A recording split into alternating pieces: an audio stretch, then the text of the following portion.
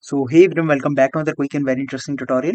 Where in this quick tutorial I'm going to show you how you can add cinematic vignette effect. Vignette effect, the correct way to apply it on your videos. Now in order to do it, just simply enable the effects panel. Under the effects panel, search for Lumetri Color over there. Now once you search for Lumetri colors right there, Lumetri Color, and apply this effect to your video right there. Under this you'll see this option of vignette, and just simply go over there and set the amount to the negative times, and you'll notice the effect have been applied to your video. You can control the midpoint, feather and roundness as well in order to get a perfect look for your video that you wanted.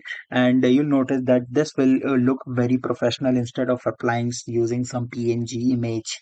Alright, so that's it for this tutorial. I hope this video will be helpful for you. Make sure to hit the like button and subscribe button for more such helpful and interesting tutorials.